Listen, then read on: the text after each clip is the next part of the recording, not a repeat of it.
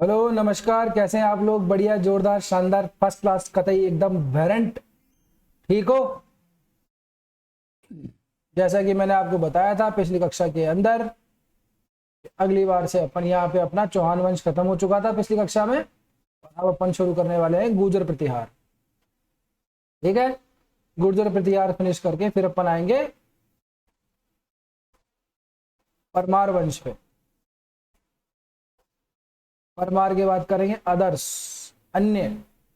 अन्य में यादव, योधे, है ना, चंदेरी के, और अपने मेवाड़ राजवंश के अंदर, मारवाड़ राजवंश के अंदर राठौड़ों में किशनगढ़ रह गया था, तो किशनगढ़ भी इसमें निपटा देंगे। ठीक है, सही हो? बात जम गई, बात समझ में आ गई? चले आगे, चलो तो चलो। तो पहला सवाल ये रहा आपके सामने, नैन्सी ने प्रतिहारों की कितनी शाखाओं का वर्णन किया? 36, 28, 32 या 30? 28, 30, 32, 36, बताओ। नैन्सी ने प्रतिहारों की, गुर्जर प्रतिहारों की कितनी शाखाओं का वर्णन किया?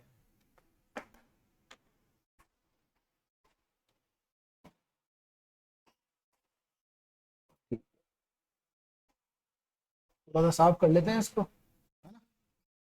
साफ कर लेते हैं, बताओ जरा, आंसर बताओ तब तक।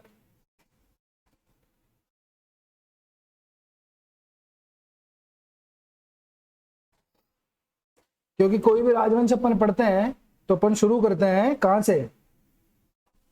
शुरू से।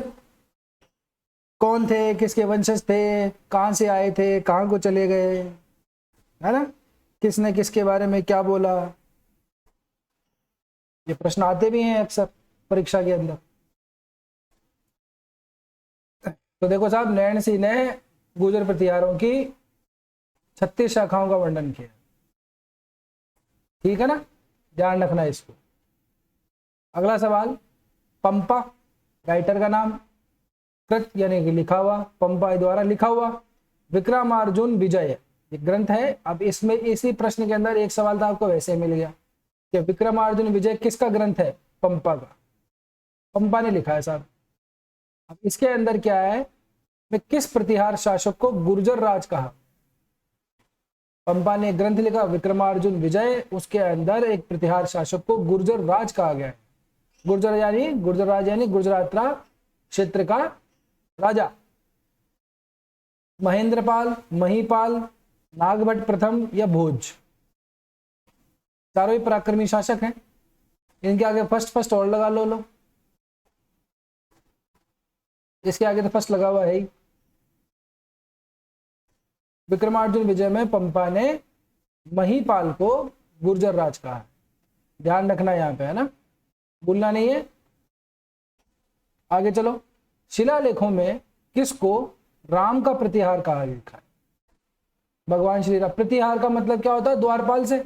क्या है प्रतिहारों को, इनका जो नाम है गुर्जर प्रतिहार, प्रतिहार, तो यहां से ये अनुमान लगाया है कुछ इतिहासकारों ने कि इसका शब्द का जो अर्थ है वो द्वारपाल होता है। द्वारपाल का मतलब होता है रक्षक।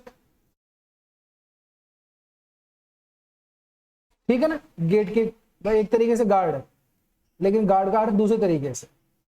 ठीक है ना, तो रक्षक, राम का प्रतिहार यानी कि राम के द्वार का रक्षक, राम का द्वारपाल। ठीक, तो शिलालेखों के अंदर स्वयं को इसने राम का प्रतिहार कहा है, यानी कि खुद को राम के वंशज से जोड़ने का यहाँ पे प्रयास चल रहा है। कुछ इतिहासकार कहते हैं कि जो प्रतिहार है ना, वो प्रतिहार कोई जाति नहीं है, कोई नाम नहीं है, ये एक पद है। वो इसके अनुवाद से जो अर्थ निकलता है इसके शब्द से, उससे अनुमान लगा। ठीक है, तो किसका नाम हमें मिलता है शिलालेखों के अंदर राम का प्रतिहार? ऑप्शन वही है, महेंद्रपाल, महीपाल, नागभट्ट प्रथम और भोज। किसका मिलता है शिलालेखों के अंदर? नागभट्ट प्रथम का जो नाम है, या उसको जो है राम का प्रतिहार कहा गया है, राम का द्वारपाल कहा गया है, यानी खुद को राम का वंशज बताता है, राम का सेवक ये बताता है, नागभट्ट प्रथम। ठीक है, आंसर हो जाएगा इसका सी। नेक्स्ट, निम्न में से किसने घटियाला के शिलालेख उत्कीर्ण करवाए। घटियाला के शिलालेख के समय बहुत सी जानकारी मिलती है, गुर्जर प्रतिहारों के बारे में स्पेशली मिलती है ना, परमारों के बारे में कुछ जानकारी मिल जाती है वहां से। तो घटियाला के शिलालेख को उत्कीर्ण करवाया किसने बात की? कक्कुक, महिपाल, नागभट्ट प्रथम या भोज? ऑप्शन वही है तो कंफ्यूजन होना लाजमी है। हर बार क्या है, ऑप्शन वही रहेंगे लेकिन आंसर चेंज हो जाएगा। बताओ, घटियाला का जो शिलालेख है ये देखो, वंशज आए, कौन कैसे आया, कैसे चला गया, वो सब क्लास में बता चुका। अब इस गुर्जर प्रतिहार वंश के ऊपर जितने इंपॉर्टेंट क्वेश्चन बनते हैं वो अपन लेके आए हैं, तो आपका एमसीक्यू के थ्रू आपका ये टॉपिक कवर हो जाएगा। बात समझ में आ रही है ना? तो कक्कुक था जिसने घटियाला के शिलालेख उत्कीर्ण करवाए। ठीक है, ध्यान रखना है सर, कक्कुक। शायद मैना को बोलते हैं ना, मैना को इंग्लिश में कक्कुक कहा जाता है। तो ये जो मैना का अंग्रेजी में कक्कुक शब्द, अब ये तो पुराना नाम है, तब तक अंग्रेजों से वाकिफ नहीं थे, तो जो कक्कुक नाम पड़ा है मैना का है ना इंग्लिश में के अंदर, वो यहीं से लिया हुआ। इससे अनुमान तो ये लगता है। खैर बहरहाल अपने मैना के ऊपर कोई डिस्कस नहीं है। घटियाला के शिलालेख उत्कीर्ण करने वाला गुर्जर प्रतिहार जो शासक था, पहली बात तो गुर्जर प्रतिहार शासक ने उत्कीर्ण करवाया, और वो किसने उत्कीर्ण करवाया? कक्कुक ने करवाया। ठीक है, नेक्स्ट क्या है? गुर्जर प्रतिहारों से संबंधित जो इंपॉर्टेंट प्रशस्ति है उसका नाम है ग्वालियर प्रशस्ति। जैसे अपनी राय सिंह प्रशस्ति है, कुंभलगढ़ प्रशस्ति है ना, अलग अलग प्रशस्तियां अलग अलग शासकों ने लिखवाई हैं। वैसे ग्वालियर प्रशस्ति जो है वो गुर्जर प्रतिहारों से संबंधित, ठीक है ना, एमपी में पड़ता है ये। मालवा, तो मालवा का बहुत सारा जो अधिकांश पार्ट है वो एमपी के अंदर ही पड़ता है, ठीक है ना। तो वहीं की प्रशस्ति है ग्वालियर प्रशस्ति। उसके अंदर एक उपाधि मिलती है नारायण। ये नारायण उपाधि क्या है? उसकी मिलेच्छों के ऊपर विजय है।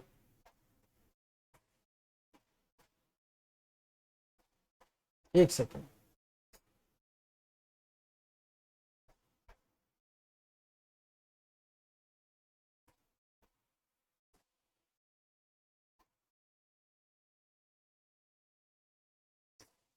नारायण जो उपाधि है ये मिलेच्छों के ऊपर विजय का दर्शाती है। उस समय की जो ट्राइबल है उसको मिलेच्छ कह दिया उन्होंने, ठीक है ना। मिलेच्छ या ट्राइबल या आदिवासी कहीं भी कुछ भी लिखा हो, आप एक ही याद करना, ठीक है ना। नारायण की उपाधि उस ये दर्शाती है। अब ये उपाधि है किसकी? ग्वालियर प्रशस्ति के अंदर प्रश्न ये है, ऑप्शन वही है, नागभट्ट फर्स्ट, कक्कुक, महिपाल और भोज। अपने क्रम से ये क्रम से चल रहे हैं, पहले वो आया, फिर उसके बाद में वो आया, फिर वो आया। पहली बार तो अपन ने सोर्सिंग देख ली, नैन्सी वाला देख लिया, ठीक है ना। फिर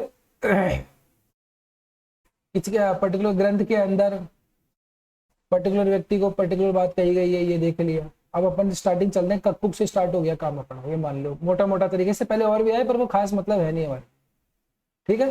कक्कुक के बारे में हमने देखा, घटियाला के शिलालेख करवाए, इसने उत्कीर्ण करवाए कक्कुक ने। घटियाला शिलालेख कक्कुक ने उत्कीर्ण करवाए, ठीक। महिपाल की उपाधि देख ली हमने, है ना, गुर्जर राज।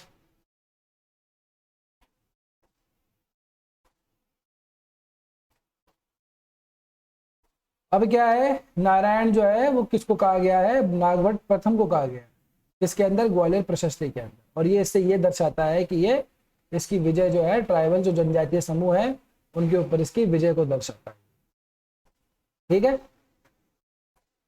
ज्यादा कुछ हमारे काम का है नहीं, गुर्जर प्रतिहार में जितना काम का सब आ जाएगा। हम अगर पूरे वंश को पढ़ने लगेंगे गुर्जर प्रतिहारों को तो बहुत लंबा समय चला जाए। जब क्लास ली थी तब मैंने समझाया था आपको, जब इनका समय चल रहा था तो ये 750 से लेकर के लगभग 500 साल तक का जो टाइम है, 700 से 500 तक, 1200 तक का, ये जो लगभग 500 साल का जो टाइम है इसको राजपूत काल कहा जाता है। हर्षवर्धन की मृत्यु के बाद में एक सत्ता शून्य आ गया था उत्तर भारत के अंदर। फिर नए नए क्षत्र उत्पन्न हुए, उसमें जो शक्तिशाली हुए उनके आपस में लड़ाई जारी रही। ये 3 त्रिपक्षीय संघर्ष हुआ था इस समय। ये क्लास में मैंने समझा चुका था आपको, फिर से एक बार देख लो। त्रिपक्षीय संघर्ष, जैसे अगर भारत का नक्शा अगर आप बनाओ, वर्तमान नक्शा बना रहा हूं मैं, उस समय तो नक्शा दूसरा था, ठीक है ना, थोड़ा सा एडजस्ट कर लेना, समझ लेना बात को किस तरह से बनाया जा रहा हूं मैं।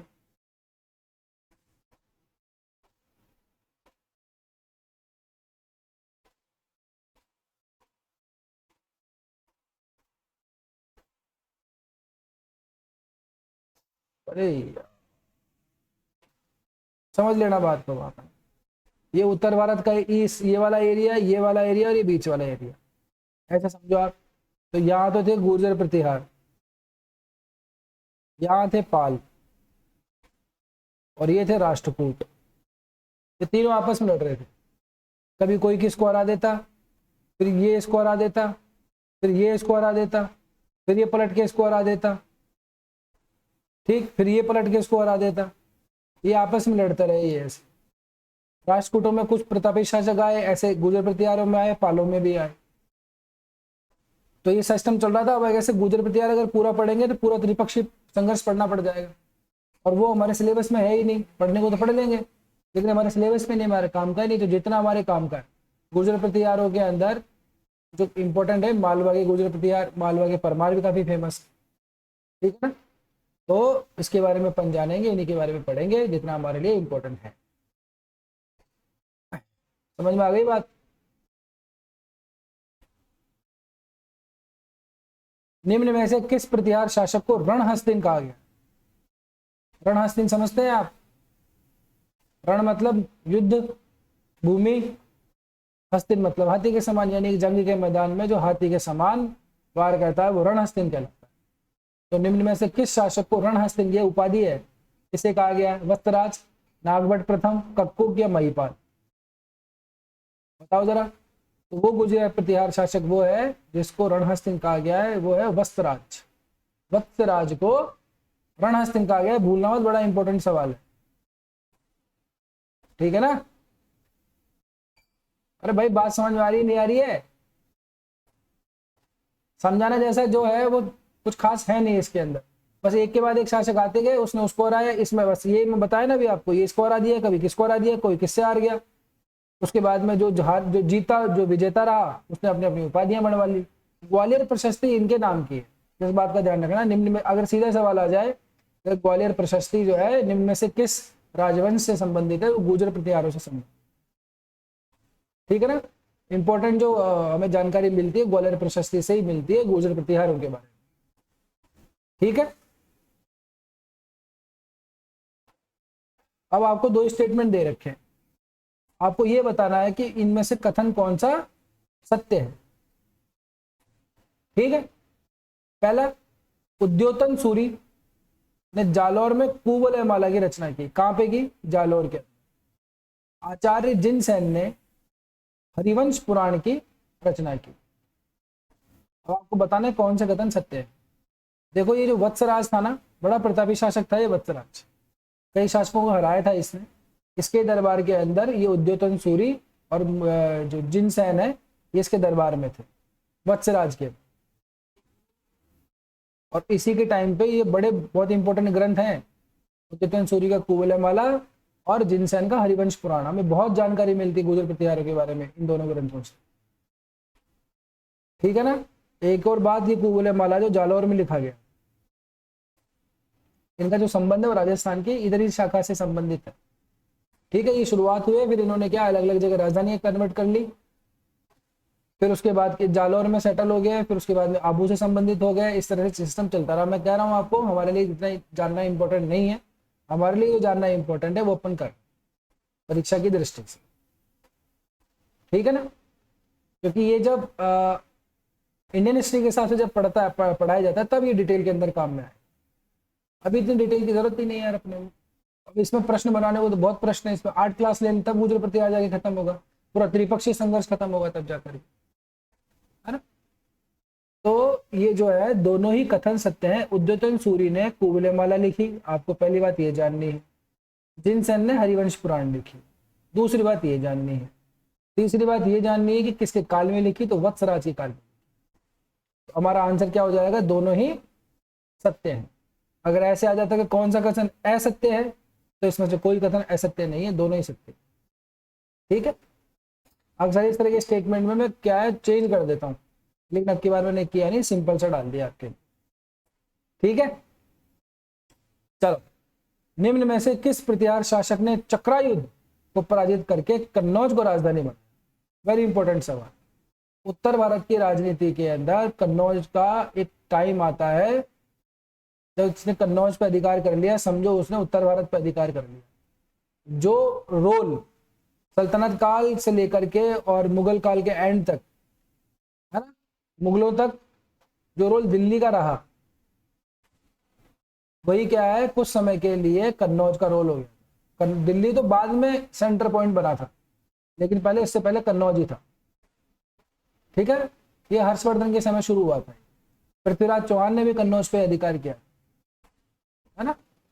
इससे पहले विग्रहराज चतुर्थ आया था। विग्रहराज चतुर्थ ही पहला व्यक्ति था जिसने दिल्ली पे अधिकार किया था, तोरणों को पराजित करके, चौहान वंश के अंदर, है ना। तो कन्नौज के ऊपर अधिकार करने वाला कौन सा गुर्जर प्रतिहार शासक था? ये चक्रायुद्ध जो है, ये बंगाल के पाल शासक था, धर्मपाल। बंगाल का धर्मपाल था, उसका क्या था, ये सामंत था। ये छोड़ा हुआ था कन्नौज के ऊपर बंगाल वाले का कि तू मेरी तरफ से तू शासन करेगा। फिर इनमें से एक व्यक्ति आया, इसने क्या किया, इसको पराजित किया और दिल्ली के कन्नौज के ऊपर अधिकार कर लिया। वो कौन था? नागभट्ट सेकंड था, वस्त्रराज था, नागभट्ट फर्स्ट था या भोज था? चारों ही पराक्रमी शासक हैं, आपको बताना वो कौन था। तो पहला शासक था वो नागभट्ट सेकंड। ठीक है, नागभट्ट सेकंड था जिसने कन्नौज के ऊपर अधिकार किया। वह गुर्जर प्रतिहार शासक जिसने सर्वप्रथम कन्नौज के ऊपर अधिकार किया था वो था नागभट्ट सेकंड। किसको पराजित करके? चक्रायुद्ध को पराजित करके। कहां का? बंगाल का। बंगाल के शासक धर्मपाल का सामंत था ये चक्रायुद्ध। ठीक है, आगे चलो। निम्न में से किस प्रतिहार शासक ने 833 ईस्वी के अंदर गंगा के अंदर जल समाधि ले ली थी? जो गंगा नदी है, उस गंगा नदी के अंदर जल समाधि ले ली थी इस व्यक्ति ने। जल समाधि लेने का जो चलन है बहुत पुराना है। अगर आप चंद्रगुप्त को देखोगे तो चंद्रगुप्त ने भी क्या है, श्रवण बेलगाला में जाकर के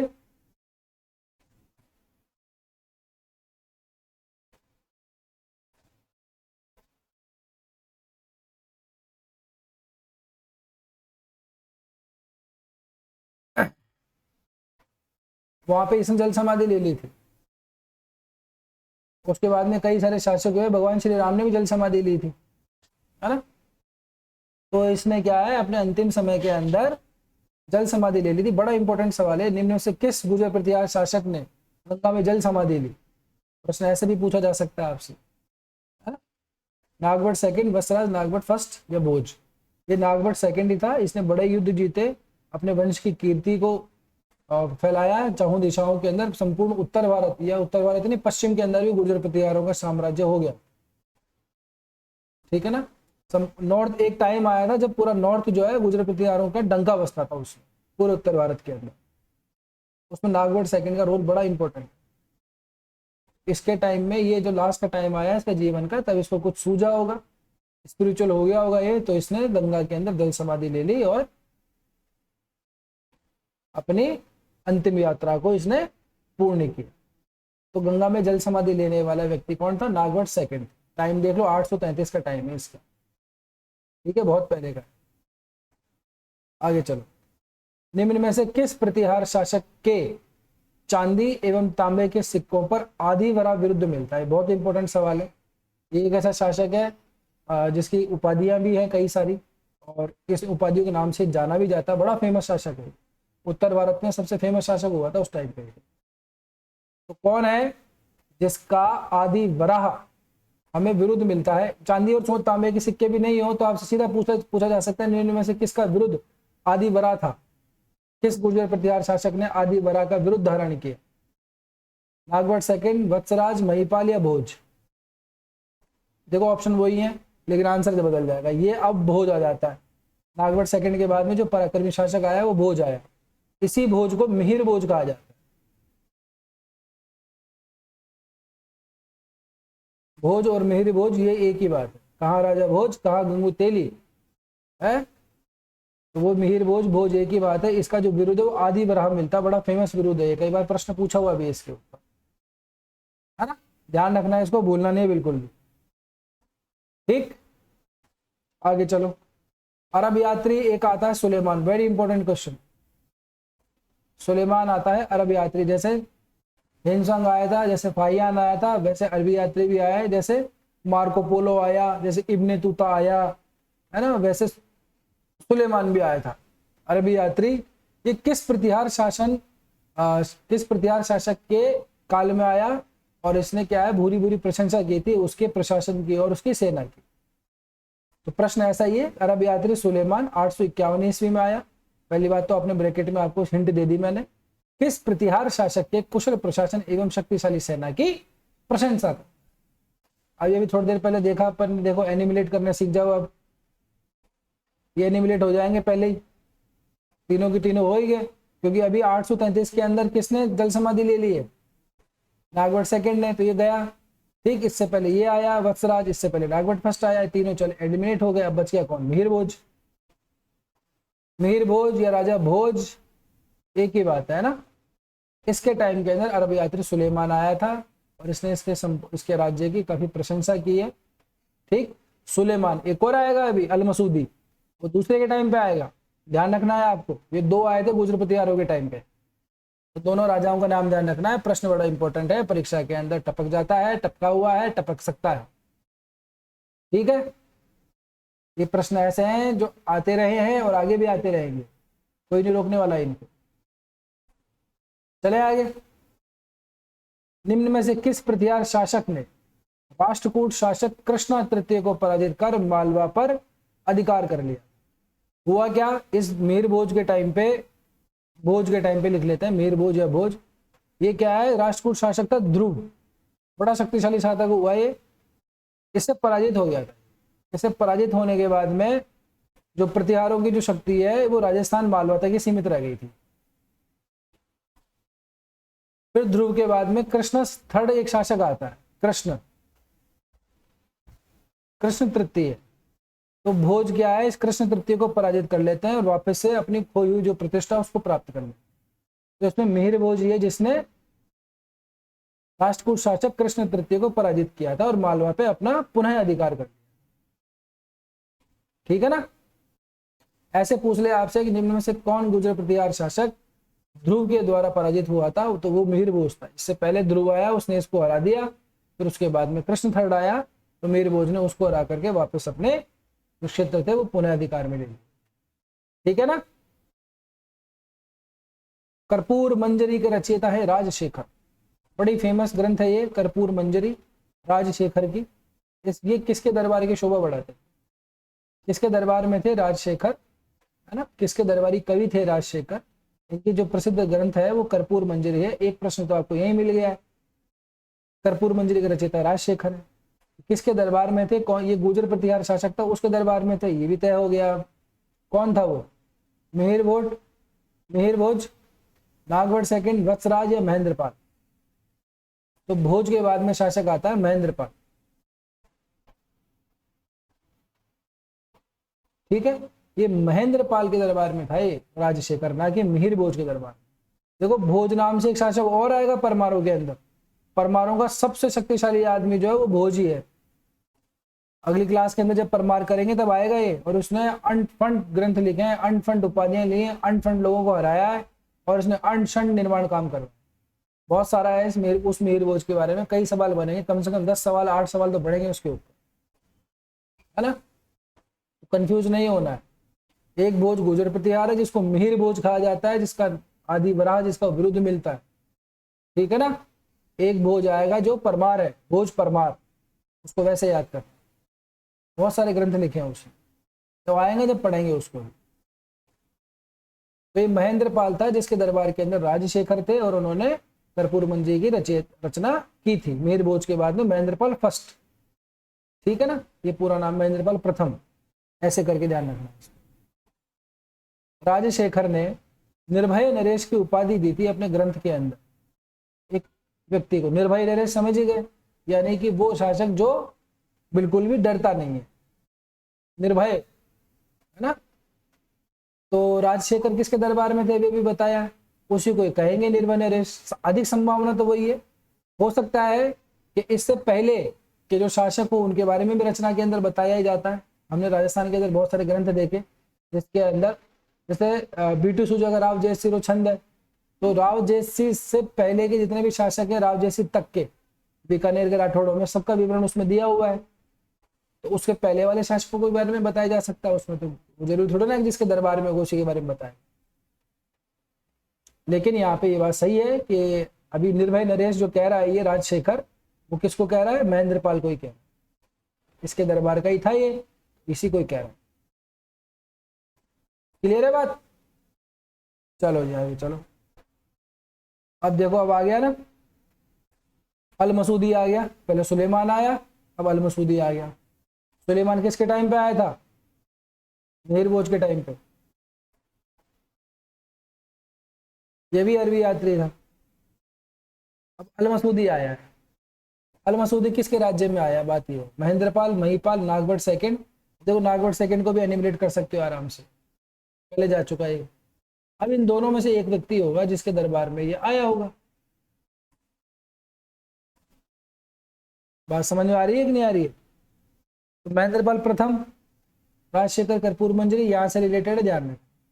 महिपाल जो है इसके टाइम पे क्या है, गुर्जर प्रतिहारों की शक्ति का थोड़ा डिक्लाइन आया, ठीक।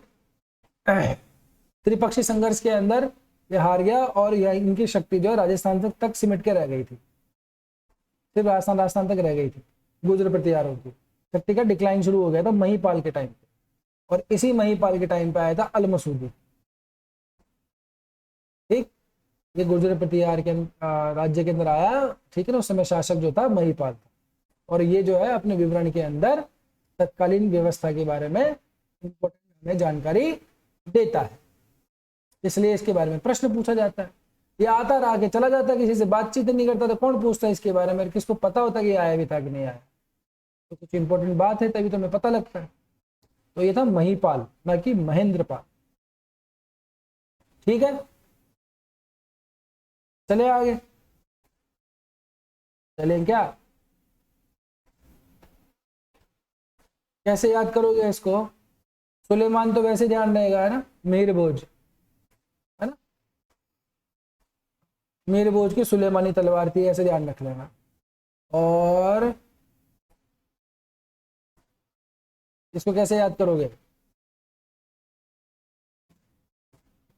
कि मसूर की दाल की महिमा बहुत जबरदस्त है। ये आया, इसने मसूर की दाल खाई, इसकी महिमा गाया। अल मसूदी और महिपाल, महिमा कैसे भी याद कर लो, जैसे तुम्हें याद रखना है, पर याद रख लेना, इसमें कंफ्यूज नहीं होना इसके अंदर, है ना। महेंद्रपाल मत कर लेना, महिपाल।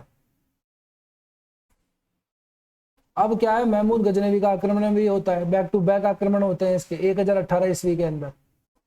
तो जब इसने आक्रमण किया, तब उस समय कन्नौज पर जब आक्रमण किया था, तो गुर्जर प्रतिहार शासक था कौन, राज्यपाल, महिपाल, महेंद्रपाल देव या यशपाल देव।